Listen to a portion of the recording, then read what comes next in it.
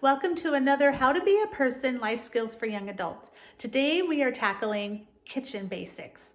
I've chosen a recipe that is one of my family's favorites. It's a New England pasta bake. It doesn't require a lot of ingredients. It makes a lot, so you could use this as a meal to eat for lunch and for dinner for a few days, so you're not having to think of something to cook on a busy school day or a busy work day. Also, it encompasses a lot of basic kitchen skills like chopping, grounding meat, grounding meat, boiling pasta, and baking something. So I thought it would be the perfect recipe, and then my husband and I get to have a little dinner later tonight, eating our favorite meal. So first of all, we're going to go over the ingredients, some basic things about the kitchen, assemble our meal, and then assemble a fresh salad to go along with it. So let's get started. So when you begin your cooking, the first thing you're going to want to do is make sure that you have all your ingredients ready and laid out for your cooking, what you're cooking. So for this recipe, I have a pound of ground beef. You can use any sort of ground meat. We prefer this with ground beef. This recipe also calls for 1 onion chopped. It also calls for 2 cans of tomato soup, super easy. A bag of pasta. I wouldn't use noodle pasta, definitely use short pasta like macaroni or penne like we're using tonight. I wouldn't use spaghetti or linguine. It's definitely a small pasta type meal. Salt and pepper.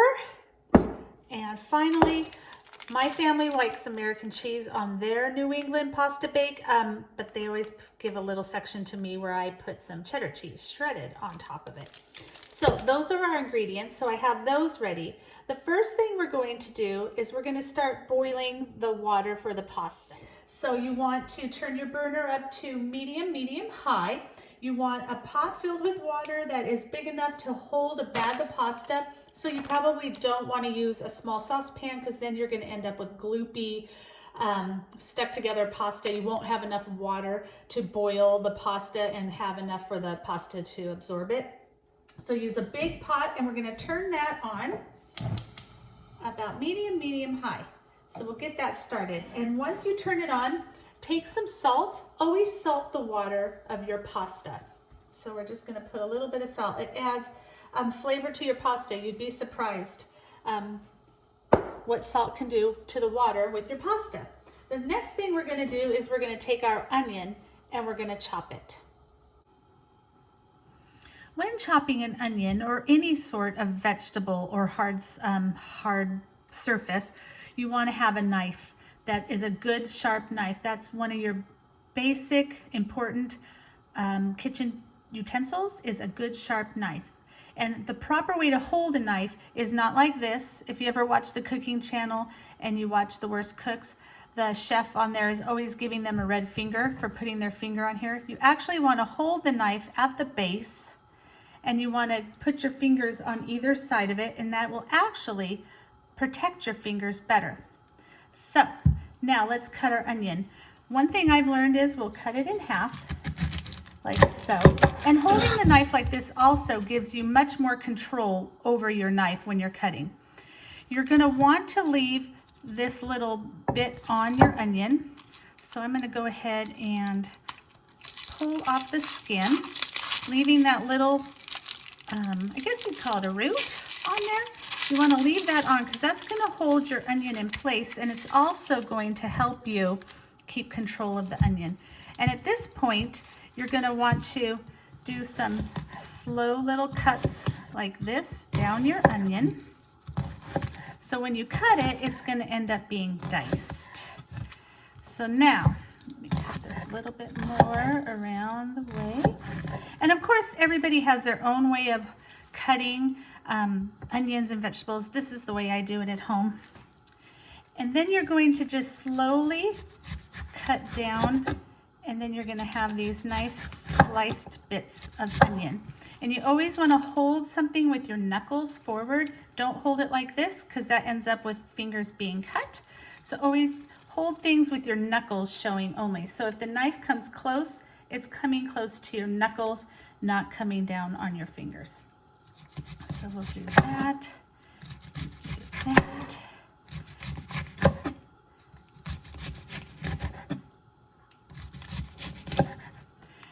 you feel like your onions are maybe not chopped up enough, you can kind of take your knife and just give it a little bit of a rocking motion to cut those up a little bit more if you want them a little more dicey. Some people like slices a little bigger. And that is basically how you dice your onion. And the reason we diced our onion first is because we're going to add it into our hamburger. So we have our onion diced. Now we're going to get ready to get our meat browning and adding the onions. So the meat and the onion will cook together in the pan. Okay, so we have our onions chopped. We have our water heating up to boil our pasta. Now we're going to turn on our pan that we're going to use to brown the ground beef.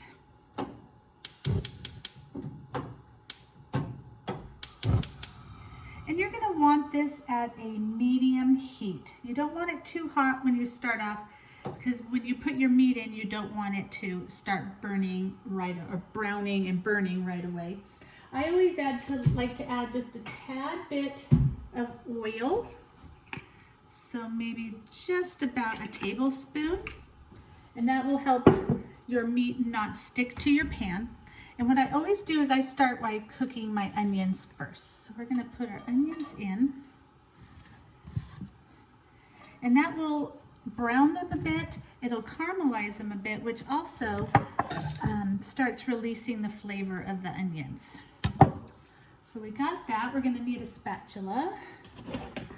So here we got this is one of our favorite spatulas.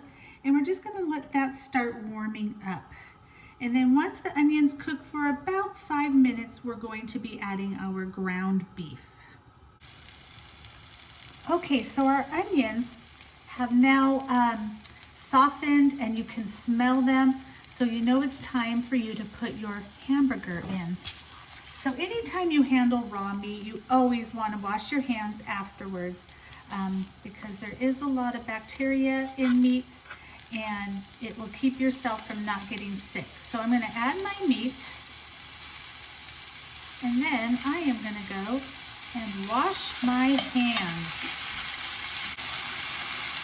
Okay, so I washed my hands, and I would say that anytime you're cooking, anytime you go into the kitchen, you always want to start off your cooking day with your hands washed. You just don't know what things might be lurking on countertops, or if you just went to the store. It's always good to just start your kitchen project with your hands washed. So what you're watching me do now is once you get your ground beef into the pan, you're just going to move it around constantly. You don't want to leave this sitting on your stove and move off to another room and think that it's just going to sit and cook. You definitely have to sit here, watch it, and move it around constantly so that it doesn't burn and all the meat can be cooked thoroughly. And you can see how fast this is turning from pink to brown. And you never want to cook or eat any meat like this hamburger that is pink. You want to cook it until it is all brown and there is not any pink left. Oh, I wish we had smell-o-vision. This smells so good. Now also at this point we're going to add a little bit of some salt and pepper, and those are the only spices we will be using for this recipe. So I'm just going to add a little bit. You can't really taste it at this point because there's still raw meat in the pan, but just give it a dash of some pepper and some salt. Don't go too heavy because you can always add more salt and pepper later when you're eating your meal and if you feel like you don't have enough there. But it's always important to add a little bit of salt. Salt really brings out the flavor in your cooking. So we're just going to continue to move this around and get all the pink out of the pan. And also you'll notice that there is some extra moisture in here. As this meat cooks, that moisture will evaporate, and you kind of want to have that all gone before you add your pasta. As we're still waiting for that to boil. Okay, so here we are. I've got my meat browning up nicely. The liquid is evaporating. And as you can see, my pasta is now boiling. And this is kind of, the water is now boiling, sorry. As you can see, it's coming to a rolling, bubbly bubble to it. So this is time for us to put our pasta in. So this is enough here for me to put my whole bag of pasta in. And it's gonna stop your pasta from, or your water from boiling. So what you need to do is grab a spoon, and I just kind of let it stir around a bit and keep an eye on it until it comes back to a boil.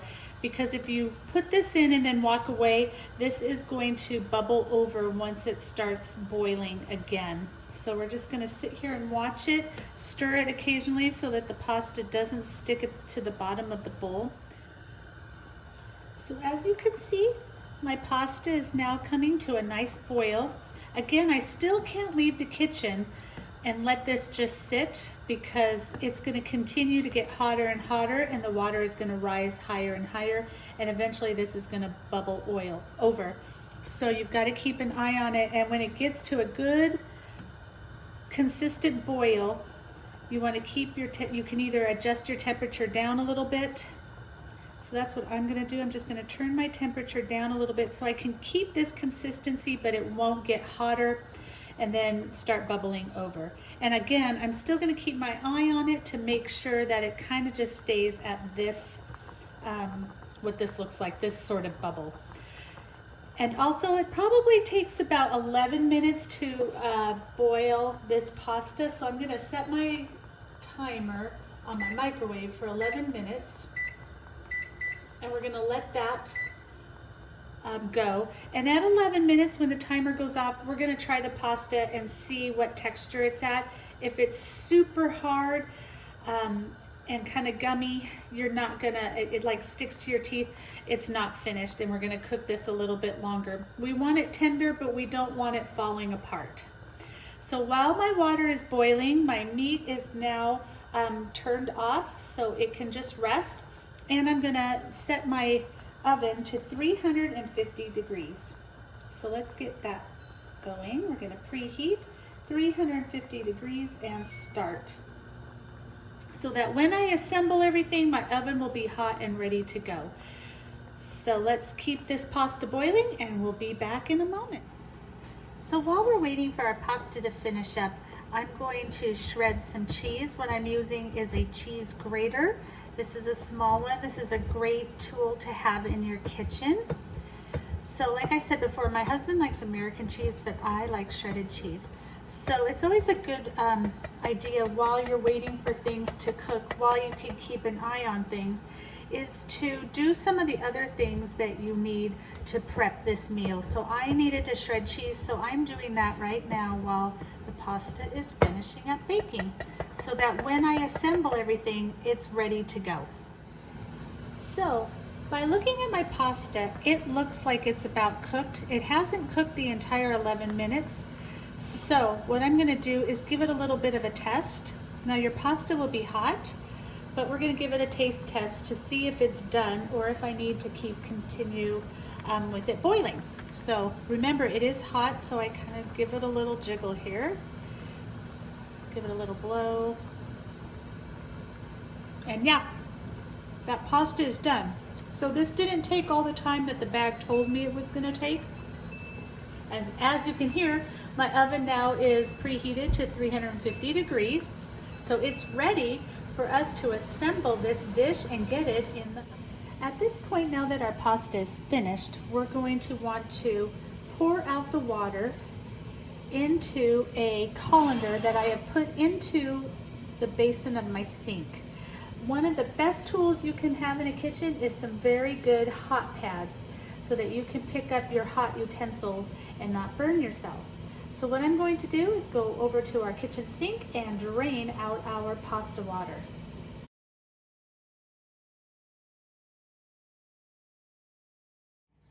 All right, so I have my colander in the sink. Let's get rid of the water from the pasta. Now this is going to bring up a big plume of steam, so be careful. You don't want to have the steam burn your face. So take it slow and let that water go out. And then give your colander a good shake so you get all of the leftover water inside the pasta out of there before you put it into your meal. Because if you don't, you're gonna end up with super wet casserole, and that's not gonna taste very good. Okay, the next step in making our New England pasta bake is to assemble the casserole. So I have my ground beef and onion that's been thoroughly cooked. There is no more pink. I have my cooked pasta, which is what I'm gonna add now. And a nice little tip, once you take your pasta colander out of the sink, just put it on top of the bowl that you use to cook the pasta in. So if there's any drips, it won't drip all over your counters or your floor. And now you're going to take your pasta and add it to your pan. Now I'm using the pan that I cooked my ground beef in because it's a pan that can go in the oven. If you don't have a stovetop pan that you cooked your meat in to go in the oven, you can use a basic 9 by 13 inch casserole pan, like this one is a Pyrex one. So any 9 by 13 pan will work for you to bake it. But since this one goes already in the oven, I don't have to transfer that step. So I've added my pasta, and I didn't use all of it. I kind of eye it, and I'll add more if I need to. And I'm just gonna kind of mix it around with the ground beef. Now, if you want something that's a casserole that's super pasta, you can add more pasta. If you want to be more meaty, use less pasta. And as you can see, this makes a huge amount of food. So you've got breakfast, lunch, and dinner for the next few days if you so choose. So now I've got my pasta and I've got my meat mixed together. I'm going to add my 2 cans of tomato soup. And you can use any type of soup that you want. It doesn't have to be a name brand. You can use the low sodium, you can use organic, whatever you like, but just 2 cans of your basic instant soup. One thing you're not going to do is add the water that the can asks you to use. You're just going to use the soup, kind of like a pasta sauce. And then you're going to go ahead and mix that all together. And again, at this point, if you want to taste it, you can, and you feel like you need to add a little bit more salt and pepper, you can do that at this moment. But I think I added enough. And again, once you eat it at the table, you can then add some more salt and pepper then. So I'm just mixing this all together thoroughly. And then once I have all the noodles covered and all the meat, and it's all kind of all mixed together, all happy in our pan, you kind of spread it out like so. See how easy? This is just the easiest recipe. My son went away to college and is now living by himself up in Portland, and this is one of his go-to meals that he makes like on a Sunday afternoon so that he has it for the rest of the work week. And it's super easy for those that have a busy schedule. All right, so we have our meat, our onion, our pasta, our tomato soup. The last bit before we put it in the oven is the cheese.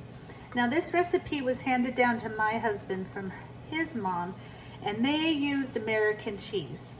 So this recipe always has to have sliced American cheese. So we always do this. There's a compromise. Half of this is covered with the good old American cheese.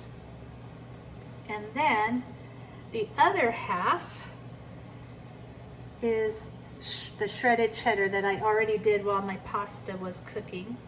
So that is my change in the recipe, is that I prefer the cheddar cheese on top. So I'm just gonna spread that on like so. And also this recipe is great that, you know, we use the onion. You could also add some green pepper or red pepper if you wanted to add a bit more vegetable to it. Some of this type of recipe calls for celery in it if you want. That's totally up to you. You can, once you get the basics down, you can really play with it and add things that you like. So now we're going to take this and put it in our 350-degree oven, and we're going to cook it for probably 20 to 30 minutes. You want things bubbly, you want the cheese all melty, and again, you just kind of keep your eye on it, and when it looks melty and ooey and gooey, it's time for dinner. So let's put this puppy in the oven.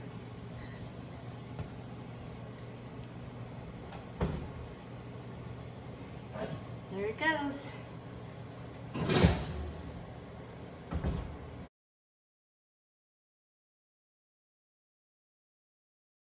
While our New England pasta bake is in the oven, we're also going to make a nice fresh salad to go with it. The first thing you're going to want to do is get a nice head of lettuce, or you could also get just a packaged salad, but I thought it would be fun to kind of do some more knife skills as well as how to properly clean a lettuce if you buy it as a lettuce head and not out of a package. But I stress that even if you buy a packaged lettuce salad mix, please rinse it off. Don't, even if it says it's been cleaned in the bag, still go ahead and wash that salad bag off. So anyway, here we have our lettuce head. We're gonna take it over to the sink and we're gonna give it a clean. You want to open up the lettuce leaves and make sure that you get all the dirt that is in between everything and give it a really good rinse. You just don't know where your lettuce has been, and it's always good to give it a good wash before you eat it. All right, so I have separated my lettuce. I have made sure there isn't any dirt down close to this heart. And now I'm gonna hold my knife the proper way. So you grab the barrel and then grab the tip just like that. And I'm gonna cut the heart of the lettuce off. Now you can either compost this or throw that away. And then I am going to chop up my lettuce like so. And then I'm gonna dry it off. Now you can either put it in a salad spinner, which I'm gonna do. It's much easier. It's a great kitchen tool, and it's a great way to get all of the wetness off of your lettuce. So you put your lettuce inside your salad spinner basket, and you can I pick these up all the time at places like Goodwill. There always seems to be a salad spinner there, and I think it's one of those great kitchen tools. I just love it. So we're gonna put it in our salad spinner, and we're gonna get all the water off. See how easy that is? Now, if you don't have a salad spinner, just get yourself some paper towels and place the lettuce on it and just pat it dry. So while my lettuce is spinning, we are going to go ahead and cut up some yummy vegetables to go in our salad. So tonight we are going to be using carrots and radishes, but you could also use some onion, you could use some peppers, you could even throw some fresh fruit in there like an apple or a pear. This time of year, that would be delicious. So again, I'm washing my fruit off before I cut it up. At this point, you could use a vegetable peeler and cut the skin off the carrot, but the outer skin really gives it some extra vitamins, so I leave it on. So let's again go through our knife skills. We're gonna hold our knife like so, and I'm gonna cut these in half first, and then I'm gonna show you the also using not my fingers out, but my knuckles back and my fingertips back. So if my knife gets close, like it is, it's not going at my fingers, it's just right touching my knuckles. So we've got some carrots cut up, and now let's cut up some radishes. I always like to cut the radish in half, and then again do my seesaw chopping with my knuckles, not my fingertips sticking out. All right. Now I'm gonna assemble these salad and check on our dinner in the oven. Our casserole is ready. Let's grab it out of the oven. Make sure you use your oven mitts and turn off your oven. And oh, look at that. Hot, gooey pasta bake. Oh, I'm so hungry. I cannot wait to dive in.